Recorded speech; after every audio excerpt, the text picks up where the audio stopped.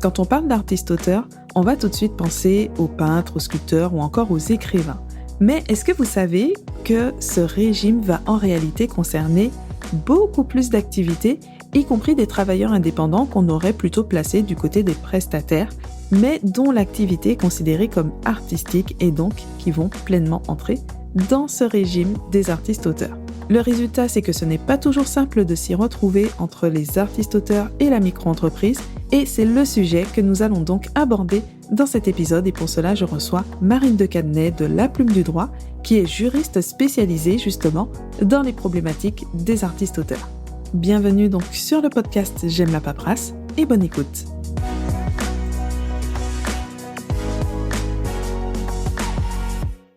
Merci Marine de participer à cette interview, je suis ravie de te recevoir. Merci à toi de m'avoir invitée et je suis très contente également de participer à cette interview. Et donc on va aborder le sujet du statut des artistes-auteurs. C'est ta spécialité, tu es ancienne avocate et juriste. Ouais. Et tu as créé donc La Plume du Droit pour aider les auteurs justement à comprendre comment ça fonctionne. Exactement, c'est ça. Comprendre à la fois leurs droits et l'administratif du métier d'auteur, dont le fameux statut d'artiste-auteur. En sachant que toi-même, tu es concernée parce que tu es autrice. On aura l'occasion d'en reparler un peu plus tard. Yes. Mais tu es vraiment en plein dedans, en fait, de part et d'autre. Exactement, jusqu'à la tête. Et donc, première question, en fait, quand on parle d'artiste-auteur, de quoi on parle exactement ? Qu'est-ce que c'est ? Ouais. Alors, en fait, le statut d'artiste-auteur, c'est un régime qui concerne, comme son nom l'indique, à la fois les artistes et les auteurs. Et donc, ça concerne la branche des écrivains, des illustrateurs, des créateurs, par exemple, de chorégraphie, des photographes et les créateurs de logiciels. C'est vraiment ce qui concerne les personnes qui créent au sens large. Et donc, globalement, c'est vrai qu'on va tout de suite penser aux artistes, on va penser à la peinture, la sculpture, etc. Les écrivains, ça, bon, en général, on y pense aussi. Mais on a aussi d'autres métiers, en fait, tout ce qui va être concerné par la propriété intellectuelle, on pourrait dire ça ? Oui, c'est ça. En fait, ça va être directement les personnes qui créent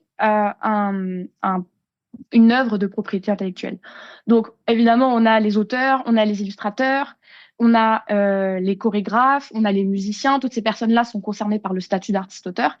Mais il y a aussi, par exemple, comme je le disais tout à l'heure, les personnes qui créent du code. Donc, tout ce qui concerne les logiciels, ces personnes-là aussi peuvent prétendre au statut d'artiste-auteur. On a aussi les personnes qui créent des vêtements. En fait, c'est vraiment l'acte de création en lui-même. Et il faut faire attention à ça parce que à côté de ça, on a le statut d'artiste-interprète qui est un peu différent. Et lui, ça concerne les personnes qui exécutent en fait plus. Donc pour le statut d'artiste-auteur, on va se concentrer sur les personnes qui créent. Ok. Donc c'est quand même assez large finalement. Ouais. Tu disais donc que c'est un régime, donc pas un statut juridique vraiment. Parce que quand on parle de statut, c'est comme pour la micro-entreprise. On parle de statut alors que finalement, ce n'est pas un statut. Ouais. Et pour artiste-auteur, c'est un peu la même problématique finalement. Exactement. Et d'ailleurs, ça donne souvent lieu à des confusions parce que, en fait, le statut d'artiste-auteur, d'un point de vue juridique, c'est une entreprise individuelle. Et c'est un petit peu comme ce que tu disais tout à l'heure sur la micro, c'est qu'on a l'entreprise individuelle et après, on peut avoir le régime micro et on peut aussi avoir le régime artiste-auteur. Du coup, c'est un peu une sous-catégorie. En sachant qu'il y a une spécificité en plus qui se rajoute, c'est que un artiste-auteur qui va être, par exemple, édité en maison d'édition, donc qui va passer par un diffuseur, il n'est pas obligé, par exemple, d'avoir un numéro sirène. À ce moment-là, comment ça fonctionne ? On a quoi exactement comme statut ? C'est le statut d'artiste-auteur sans numéro sirène, en sachant que de plus en plus, on va dire, d'institutions demandent d'avoir un numéro sirène pour les artistes-auteurs qui ont besoin de facturer, ce qui est logique finalement. Donc, ça crée en fait un statut un peu compliqué à appréhender, justement parce qu'il a énormément de spécificités et que on distingue entre les personnes qui sont diffusées, donc par des maisons d'édition, par des maisons de disques, etc., et les personnes qui s'auto-éditent ou s'auto-diffusent. Et ces personnes-là vont obligatoirement avoir le statut d'entrepreneur individuel avec le numéro sirène et le régime artiste-auteur. Et ça, j'imagine que c'est une problématique qui revient de plus en plus parce que l'auto-édition, finalement, c'est quand même récent que ça se développe comme ça, avec beaucoup de facilité aujourd'hui par rapport à ce qui existait avant. On n'est pas en train de dire que c'est bon, c'est super facile, mais quand même. On a quand même d'autres moyens et ça doit être de plus en plus courant finalement. Oui, complètement, en sachant que le statut d'artiste-auteur, initialement, il était fermé aux auteurs auto-édités et que ce n'est qu'à compter de janvier 2021 que les auteurs auto-édités ont pu choisir le statut d'artiste-auteur. Avant ça, ils étaient contraints soit de passer par la micro-entreprise, soit de choisir le régime de l'entreprise individuelle classique ou, pourquoi pas, d'ouvrir une société s'ils voulaient s'éditer, par exemple, derrière. Donc, c'est très récent, en fait. Ouais, c'est très récent. Je me rendais pas compte que c'était aussi récent pour ça.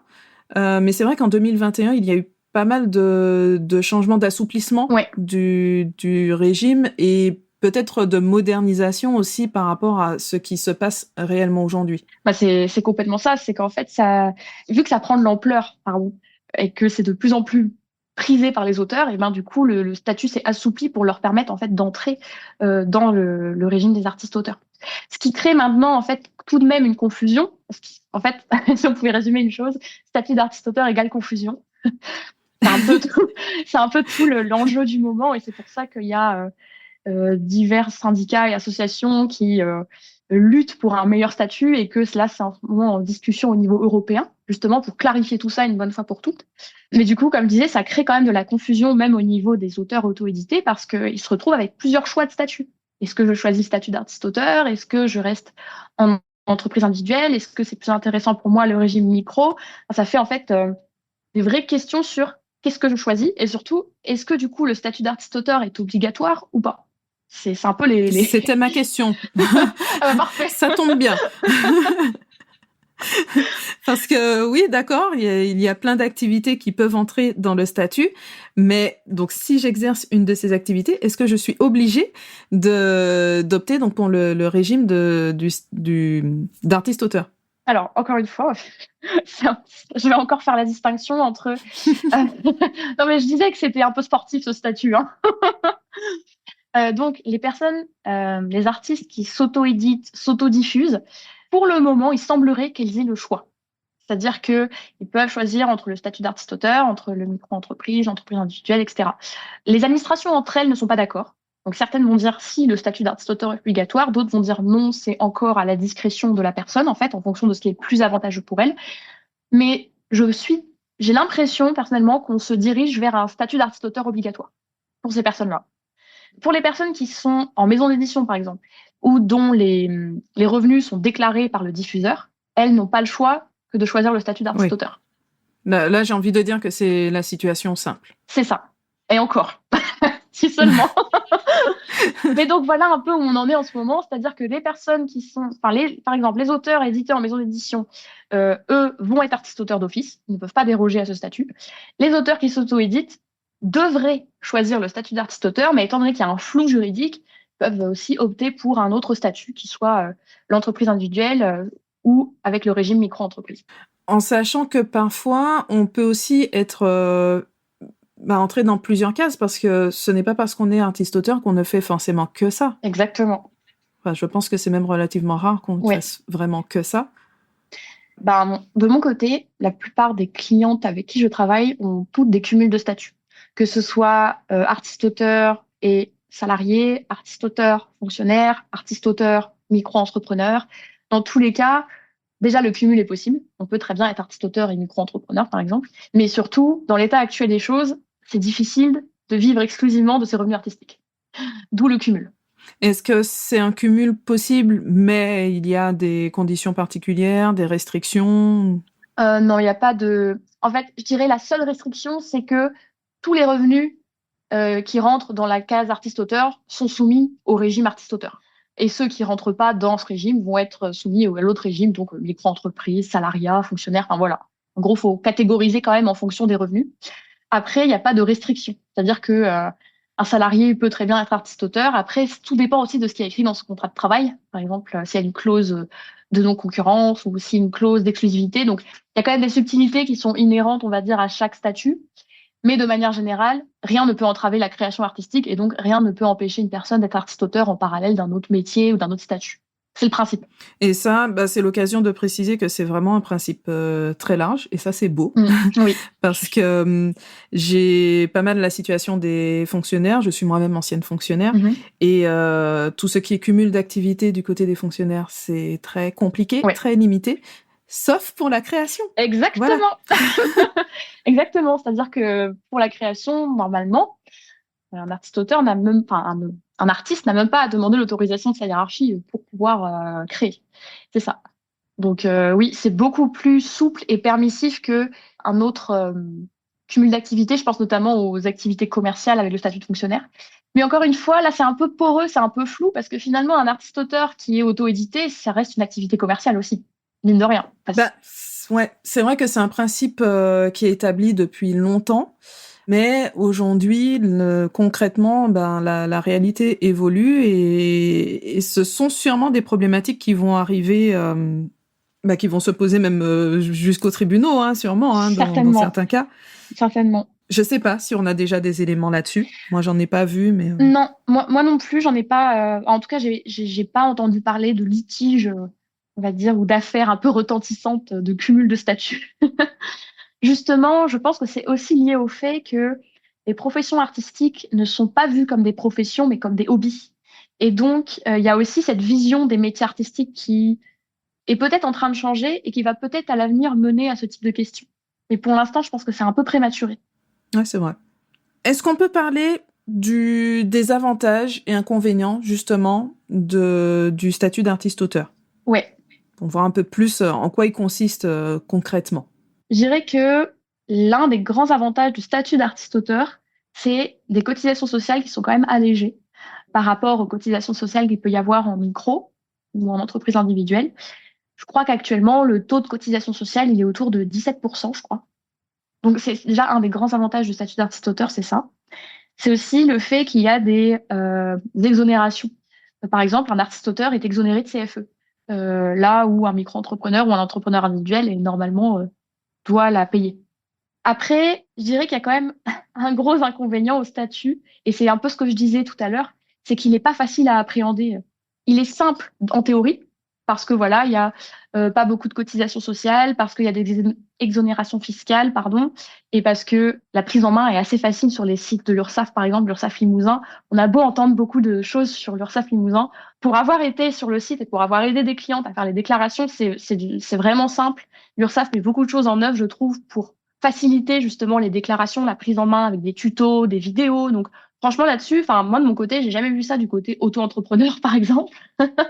Donc, là-dessus, c'est selon moi un point positif. Mais en même temps, comme je te dis tout à l'heure, par rapport au fait qu'en fonction de si on est diffusé ou autodiffusé, ça va pas être les mêmes subtilités. Je dirais que ça peut le rendre un peu compliqué. Même par rapport au système de cotisation, c'est allégé, mais c'est quand même, ça se rapproche plus du fonctionnement classique, on va dire, de n'importe quelle entreprise, sauf micro-entreprise. En même temps, c'est difficile de faire plus simple que la micro-entreprise avec chiffre d'affaires, un pourcentage et voilà, et qu'on paie en temps réel sur ce qu'on encaisse. C'est ça. C'est quand même un peu moins évident, je trouve, en artiste-auteur. Ouais. C'est moins évident parce que justement, en statut d'artiste-auteur, il n'y a pas cette possibilité de payer on va dire, pas de chiffre d'affaires, pas de cotisation. Un peu ce qui se passe en micro. En revanche, il y a la possibilité de moduler ces cotisations sociales. Donc, c'est-à-dire que si l'artiste-auteur sait qu'il fera pas de chiffre d'affaires, il peut tout de suite demander à pas avoir à payer de cotisation sociale. Et du coup, s'il paye pas de cotisation sociale, il ne, du coup, cotise pas à la retraite, à toutes les prestations sociales, et donc ça lui ferme aussi des portes, quoi, on va dire. Oui, il faut quand même y penser. C'est ça. Pas de cotisation égale pas de protection associée. C'est ça. Et justement, c'est aussi un autre gros désavantage, selon moi, du statut, c'est qu'il est très peu protecteur. Par exemple, un artiste-auteur qui va cotiser, s'il ne cotise pas au-delà d'un certain plafond, il ne pourra pas prétendre à certaines prestations sociales. Donc, même s'il cotise, mais qu'il n'atteint pas le plafond, généralement, c'est autour de 600 SMIC horaires, il n'aura pas de retour sur investissement, on va dire. Donc, parfois, on peut cotiser dans le vide. Si je peux me permettre. Ouais, non, mais là, c'est très parlant. Est-ce qu'on a quand même la possibilité d'opter pour des cotisations minimum pour se protéger? Oui, on peut choisir de surcotiser. C'est possible. Mais du coup, ça implique de payer plus. Et on sait dans quelle précarité sont la majorité, finalement, des artistes-auteurs. Et généralement, la protection leur est offerte par un autre statut, salarié, fonctionnaire. Donc c'est un vrai inconvénient du statut qui, je l'espère, sera amené à évoluer dans les années à venir. En tout cas, c'est en chantier en ce moment et pas mal d'artistes-auteurs et d'organisations associatives, syndicales se battent pour ça parce que c'est pas normal. Bah, c'est une problématique finalement qu'on retrouve aussi pour les micro-entreprises, sauf que on n'y pense pas toujours, Non, on n'en parle pas plus que ça. Surtout, ben, chez les jeunes, je pense qu'il y a plein de questions qui paraissent un peu lointaines. complètement. La La retraite, retraite, par par exemple. exemple. Voilà. Avec en général une vision de toute façon un peu pessimiste là-dessus. Ouais. Mais oui, ce sont des problématiques qu'on retrouve aussi, hein, parce que si on cotise peu, ben, on n'a pas non plus tous ces trimestres et voilà, la protection reste limitée. Exactement. Et peut-être pour ajouter aussi, enfin pour continuer là-dessus, le statut d'artiste-auteur est un statut qui est assez méconnu par les administrations. Et c'est pour cette raison que parfois l'administration fiscale va demander aux artistes-auteurs de payer la CFE. Alors qu'il y a un article du Code général des impôts qui précise que les artistes-auteurs sont exonérés de CFE. Il y a ça. Ou par exemple, ça va être un peu le parcours du combattant pour toucher certaines prestations sociales. Je pense notamment aux indemnités pour congé parental, par exemple, ou congé maladie. Toutes ces choses-là, enfin congé maladie, pardon, arrêt maladie. Les démarches peuvent être rendues difficiles parce que parfois les interlocuteurs en face eux-mêmes ne connaissent pas bien le statut.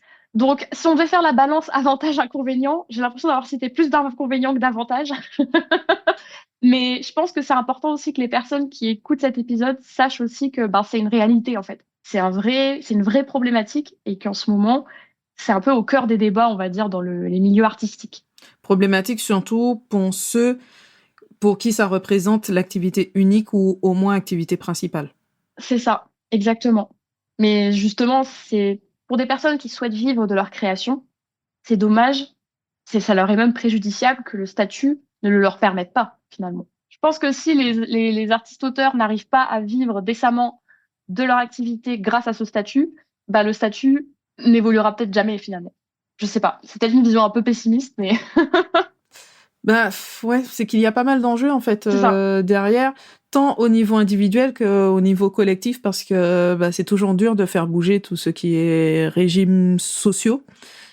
Et bon, bah c'est sûr que la tendance n'est pas forcément très positive, on va dire. Ouais, ouais, c'est ça. Après, bon, je suis quand même optimiste sur le long terme, mais là pour l'instant, en tout cas, c'est une réalité difficile et assez injuste.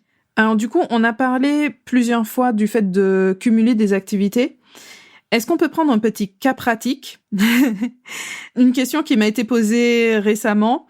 Voilà, on est en plein dans ces interrogations de quel statut, quel régime, qu'est-ce que je choisis, qu'est-ce que je suis obligée de prendre et les évolutions. Donc, mon cas pratique. Je suis illustratrice.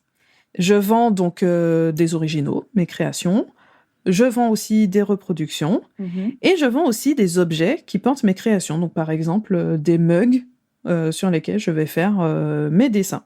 Ouais. Donc, pour tout ça, est-ce que je relève du statut d'artiste-auteur? Est-ce que je suis obligée? Comment je fais pour savoir dans quelle case me mettre? Alors, oui, dans tout ce que tu viens de citer, là, maintenant relève du statut d'artiste-auteur. Donc, même la vente de produits dérivés. Ce n'était pas forcément le cas avant. Euh, Après, pour la vente, donc, comme tu disais, de mugs, ça reste un objet. Donc, ça reste finalement une activité commerciale. Donc, en fait, l'illustrateur peut aussi choisir d'ouvrir une micro-entreprise, enfin, d'opter pour le régime micro, par exemple, à côté, et vendre ses goodies sous ce régime-là. Mais l'illustrateur peut aussi l'incorporer au statut d'artiste-auteur. C'est plus un problème maintenant. Ouais, c'est plus un problème et du coup on revient exactement dans la question qu'on disait. Est-ce que on est obligé ou parce que concrètement on disait que c'est 2021 Ouais, le changement du statut et donc bah, jusqu'à 2021 on était obligé d'être en cumul. Enfin en tout cas on ne pouvait pas vendre ses créations dans le statut d'artiste-auteur. ouais, Pas ses créations pardon, c'est les objets. ouais. Non, c'était pas possible. C'est ça. Parce que l'autodiffusion, en fait, et la reproduction n'était pas possible, en fait, dans le statut d'artiste-auteur. Donc, dans tous les cas, là, on a été obligé de cumuler. Ou alors, si la personne était de toute façon à 100% autodiffusée, elle était obligée de choisir un autre statut. Donc, par exemple, entrepreneur individuel, régime micro. Et maintenant, pour la vente de produits dérivés, l'illustrateur a le choix. Soit il le fait passer dans le statut d'artiste-auteur, soit il choisit de soumettre ça au régime de la micro ou de l'entreprise individuelle. Je pense que pour des questions de simplicité, c'est plus simple de tout mettre sous un seul et même statut, ne serait-ce que pour une question de gestion administrative. Mais encore une fois, il n'y a pas de, c'est pas très clair en fait. Justement parce que l'auto-diffusion et l'auto-édition, c'est très récent et c'est en train là de prendre de plus en plus de place et donc faut que les législations suivent derrière. Et ça prend toujours un peu plus de temps. Il y a toujours un décalage entre la pratique et la législation derrière. Ouais, puis bon, le gros inconvénient, d'une manière très générale, quand on a ce type de changement, et puis bon, la législation en général, c'est que souvent, c'est quand il y a des litiges qu'on a la jurisprudence pour dire, bon, ben voilà comment on se positionne. C'est ça. Et sinon, en attendant, on a des flous. Exactement. Ouais. Donc oui, à tout moment, on peut s'attendre à des petits, à des litiges. Peut-être qu'un jour, des auteurs auto-édités feront jurisprudence. Je ne sais pas si c'est arrivé pour le moment, en tout cas, mais vu l'essor que prend cette activité, ça va forcément finir par bouger et dans le bon sens, on espère. Et est-ce qu'on a toujours un flou, justement, pour savoir où se positionner par rapport à l'artisanat? Parce que ça aussi, je trouve que c'est pas toujours évident. Il n'y a qu'à regarder le mot, hein, artisanat. En plus, on a l'artisanat d'art.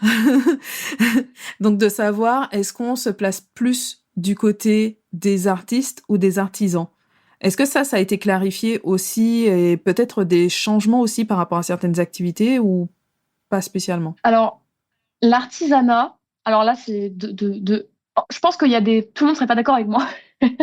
Mais l'artisanat, selon moi, ça se place plus dans le côté technique. Et donc, ça rentre pas dans le statut d'artiste-auteur parce qu'il n'y a pas le côté création, prestation intellectuelle, en fait. Il y a le côté je fais les choses avec mes mains, je modèle avec mes mains. Donc, ça rentre pas dans le champ d'application du statut d'artiste-auteur, finalement. Quand tu me dis artisanat, tu penses à la création je sais pas, de tout ce qui est jaspage, par exemple, pour les livres ou création de goodies, des choses comme ça. Ouais, je trouve que c'est pas évident, hein, quand on a dans le travail du papier, par exemple, on a certains métiers qui entrent dans l'artisanat. Je sais pas, moi, je les vois vraiment comme des artistes, hein. Oui, alors moi, complètement pareil. Mais si on s'en tient à ce que propose actuellement le statut d'artiste-auteur et donc le fait qu'il faut que ce soit lié à des œuvres, donc des créations, l'artisanat rentre pas tout à fait dans la définition, en fait. En dehors de ces questions de le statut, savoir dans quelle case on doit se mettre, en admettant qu'on soit sûr d'entrer dans la case des artistes-auteurs, quel conseil tu donnerais à quelqu'un qui veut se lancer? Quels sont les pièges à éviter peut-être? Si je devais en donner qu'un pour une personne qui veut se lancer en choisissant donc le statut d'artiste-auteur, c'est de se renseigner, d'apprendre à comprendre son statut pour éviter les mauvaises surprises. Non pas qu'il y ait des mauvaises surprises, mais au moins, ça lui évitera dans le futur des potentiels coups de stress ou coups de sang, parce qu'il y en a souvent, notamment quand la personne reçoit son premier appel de cotisation et lui dit mais pourquoi je dois payer tout ça? Après tout, moi, j'ai rien gagné. Exemple typique.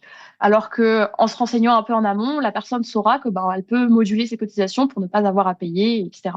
Donc je dis bien se préparer, donc ça implique d'essayer de comprendre au minimum les enjeux de son statut avant de se lancer pour pas se trouver trop largué une fois la machine lancée. Mais encore une fois, on apprend aussi un peu sur le tas et c'est impossible d'être préparé à 100%, mais au moins voilà de savoir dans quoi on s'embarque, je pense, pour le conseil. Et donc, les pièges à éviter, je dirais, c'est d'y aller un peu à l'aveugle, en se disant, bon, on verra bien. De toute façon, l'administratif, c'est pas mon truc. Je suis pas sûre que ce soit un bon état d'esprit quand on veut se lancer dans ce type d'activité, parce que le statut d'artiste-auteur, finalement, c'est une profession, ce sont des professions indépendantes. Donc, il faut accepter la partie un peu lourde de l'administratif. Donc, pas trop procrastiner non plus. Ce qui est bien, c'est que c'est valable en fait pour toutes les activités. Voilà, c'est ça. On vient de délivrer un message universel. Non, mais c'est vrai que c'est peut-être encore plus vrai pour ce type d'activité parce que en France, en tout cas, on a ce côté la culture, les artistes, les auteurs, c'est un peu à part, ça a ce côté noble. Et bah voilà, on a ce retour à la réalité où on a des questions très terre à terre et on est obligé d'y passer. Exactement. Et je pense que pas mal d'auteurs ont cette vision aussi de leur métier, un peu à part, un peu différent. Et je pense que certains, par bonne foi, hein, mais pensent qu'ils sont pas concernés par toutes ces questions. Et Ah mais ce qui complètement. peut créer justement des difficiles, comme tu disais, retours à la réalité, des bons crashs. Donc, euh, donc ouais, je pense que, enfin, en tout cas, moi, c'est ce que je prône de mon côté avec la plume du droit, c'est si vous voulez être pris au sérieux, prenez-vous au sérieux et professionnalisez-vous. Et ça commence par prendre en main cette partie qui peut paraître un peu indigeste. Mais qui n'est pas tant que ça une fois qu'on a pratiqué un petit peu. Promis. Et justement, donc, tu es autrice et donc ton premier roman, c'est bien, tu m'as mis le titre La Reine enchaînée. Ouais. Et tu m'as fait découvrir Romantaisie. Oui. Je ne connaissais pas le terme. C'est assez Du coup, nouveau. j'ai dû chercher. Ah, d'accord. Bon, ça va. Je suis rassurée. Donc, mélange de romance et fantaisie, si j'ai bien compris. C'est ça. J'ai découvert moi-même que c'était dans cette catégorie que se plaçait mon roman. Ah, ok. Je l'ai pas du tout écrit à la base en me disant ça va être de la romantaisie. Bon. Et donc, tu es en recherche de maison d'édition donc pour ton premier roman. Ouais. Et en parallèle, donc tu as ton activité avec la plume du droit où tu accompagnes les auteurs. Là, par contre, c'est spécifique pour les auteurs Ouais. et pas les autres activités, c'est ça? Ouais. En fait, je me suis nichée pour les auteurs parce que c'est avant tout ce qui me parle.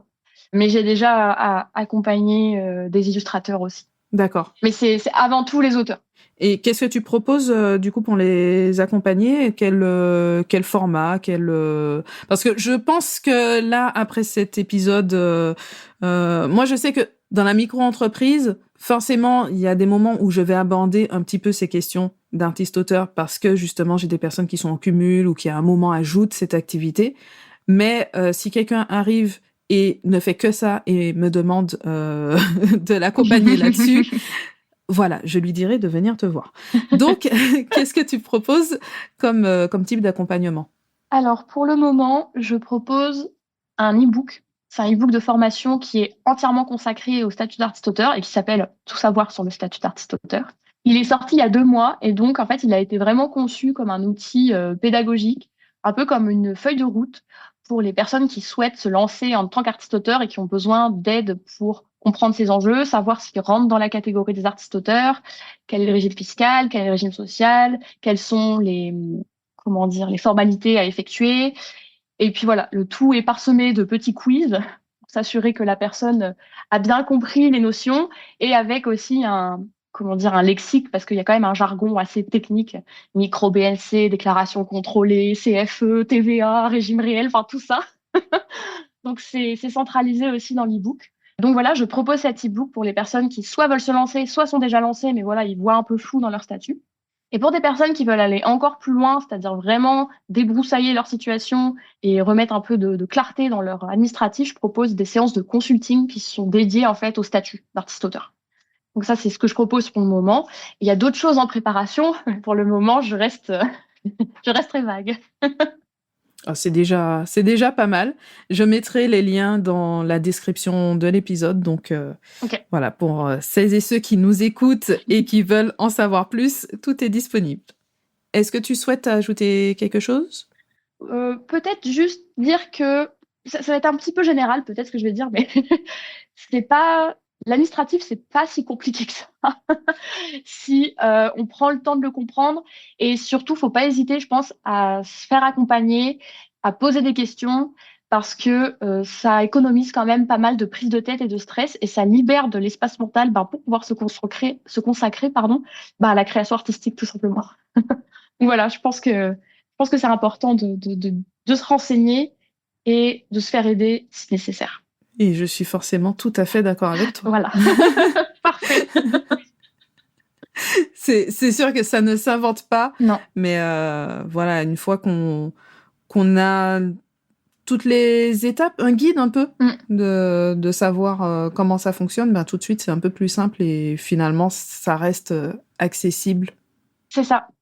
Mais c'est ça, en fait. C'est de mon côté, quand j'accompagne des clientes, ce qui revient assez souvent, c'est ah, mais en fait, c'est facile. Parce qu'en fait, il faut prendre le temps de plonger la tête dedans. Et je comprends que ça rebute un petit peu parce que il y a des termes, voilà, c'est pas sexy, on a envie de faire autre chose, de la paperasse, des plateformes qui bug un peu. Je ne citerai pas le guichet unique, mais je l'ai cité quand même. Et voilà, donc je comprends qu'il y ait ce blocage, mais finalement, le blocage, il est là avant même de s'être lancé parce qu'une fois qu'on a le nez dedans, on se rend compte qu'en fait, ça va. Même si, bon, parfois, il y a des subtilités, forcément, mais de manière générale, c'est à la portée de tout le monde, en fait. Eh ben, ça sera notre conclusion. Ouais, c'est bien, je veux quand même que ce soit positif et que les gens se disent, ouais, je peux le faire. À la fin de cette interview, nous étions assez d'accord, Marine et moi, pour dire que l'administratif, ce n'est pas forcément si compliqué, mais ça demande de vraiment prendre en main la question, de s'informer, voire de se former, et donc de ne jamais hésiter à se faire accompagner quand on en ressent le besoin. Comme d'habitude, vous avez les liens utiles dans la description de l'épisode et également dans la transcription sur j'aimelapaperasse.com. Vous pouvez retrouver Marine sur son site web laplumedudroit.com et également sur Instagram, donc pareil, La Plume du Droit.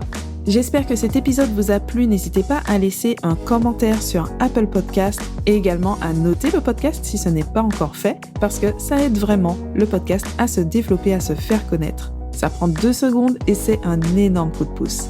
Merci pour votre écoute. On se retrouve très bientôt pour un nouvel épisode.